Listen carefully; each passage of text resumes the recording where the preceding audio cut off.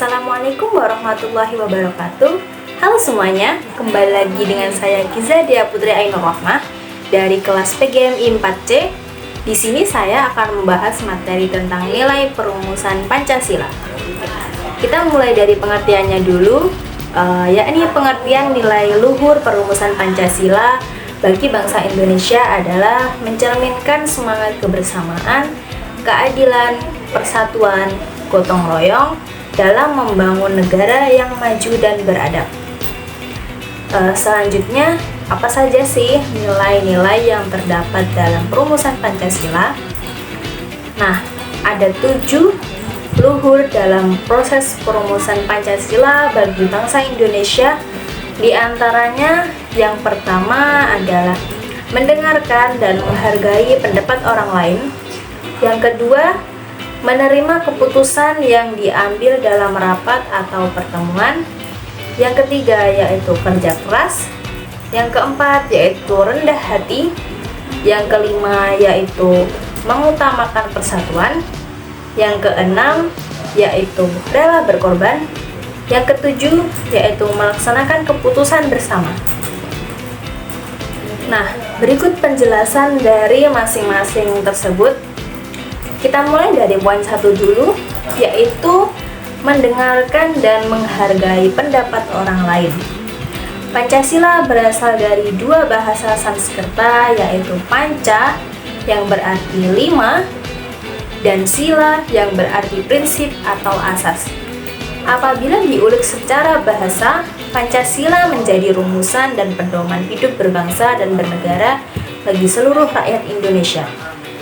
Indonesia merupakan negara yang kaya akan keragaman agama, diantaranya ada Islam, Kristen, Katolik, Hindu, Buddha, dan Konghucu. Adanya keberagaman tersebut tentunya menjadi tantangan sekaligus potensi yang perlu dijaga serta dilestarikan dengan menerapkan nilai-nilai Pancasila sebagaimana yang tercantum pada sila pertama yang berbunyi Ketuhanan Yang Maha Esa. Di samping itu, Pancasila juga menjamin kebebasan beragama bagi setiap warga negaranya, yakni setiap individu berhak untuk memilih keyakinan yang dianutnya.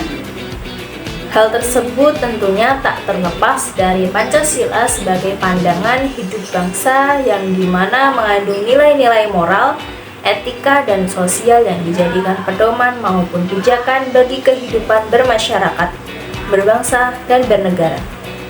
Nilai-nilai luhur pada Pancasila tersebut diharapkan mampu menyatukan perbedaan yang ada guna memerangi aksi yang mengarah pada radikalisme sebagai penyebab terpecahnya bangsa Indonesia.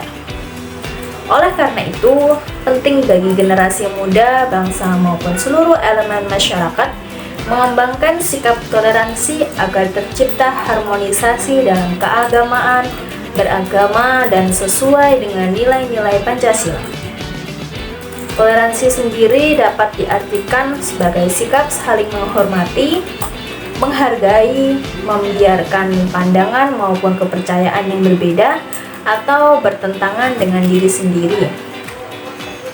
Sedangkan toleransi dalam beragama sendiri mengandung makna sikap saling menghargai antar pemeluk agama. Oke, selanjutnya yaitu poin nomor 2, yaitu menerima keputusan dalam rapat. Pancasila mengandung nilai-nilai yang dapat dijadikan pedoman bagi siswa dalam melakukan berbagai hal, seperti mengambil keputusan bersama. Adapun pengambilan keputusan bersama yang sesuai dengan sila Pancasila adalah dengan berikut contohnya, yaitu pengambilan keputusan bersama merupakan salah satu pengamalan Pancasila pada sila keempat. Adapun sila keempat yaitu berbunyi kerakyatan yang dipimpin oleh hikmat kebijaksanaan dalam permusyawaratan perwakilan.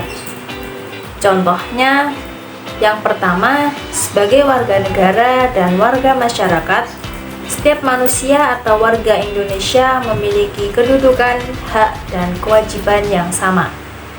Yang kedua, yaitu tidak boleh memaksakan kehendak orang lain. Yang ketiga yaitu mengutamakan musyawarah dalam mengambil keputusan untuk kepentingan bersama. Yang keempat, musyawarah untuk mencapai mufakat diliputi oleh semangat kekeluargaan. Yang kelima, menghormati dan menjunjung tinggi setiap keputusan yang dicapai sebagai hasil musyawarah. Selanjutnya yaitu poin ketiga, yaitu kerja keras. Memperingati Hari Kesaktian Pancasila, Kementerian Hukum dan HAM mengadakan upacara peringatan Hari Kesaktian Pancasila yang bertajuk Kerja Keras dan Gotong Royong Melaksanakan Pancasila. Upacara ini dipimpin oleh Direktur Jenderal Peraturan Perundang-undangan Widodo Ektajana dan diikuti oleh seluruh pegawai di lingkungan Kementerian Hukum dan HAM bertepatan di lapangan upacara Kementerian Hukum dan HAM. Kerja keras dan gotong royong memiliki arti yang sama, dalam artian apabila kita mau bangsa kita bersatu, maka gotong royong harus diterapkan dalam kehidupan kita. Contoh sederhananya seperti membangun rumah, bersih desa, atau apabila ada tetangga yang memiliki hajat. Selanjutnya yaitu kita membahas poin nomor 4, yaitu rendah hati. Sifat rendah hati harus dibiasakan dan dimiliki oleh semua orang tanpa terkecuali. Sedangkan nilai rendah hati adalah nilai yang membantu masyarakat Indonesia untuk selalu mengutamakan sifat rendah hati dan menghindari keangkuhan. Contoh sikap rendah hati dalam kehidupan sehari-hari diantaranya yaitu senang menerima masukan, mengakui kesalahan, memberi penghargaan kepada orang lain, berbicara dengan hormat, membantu tanpa pamrih, menerima bantuan orang lain dengan terima kasih, tidak membandingkan diri sendiri dengan orang lain, serta selalu menghargai keberuntungan. Kita lanjutkan poin nomor 5, yaitu mengutamakan persatuan. Persatuan merujuk pada kesepakatan untuk bersatu dan bekerja sama dalam mencapai tujuan yang sama. Hal ini mencakup pengorbanan diri demi kepentingan bersama, mengutamakan kepentingan kolektif daripada kepentingan pribadi, serta menghormati dan mengakui hak-hak dan martabat semua warga negara.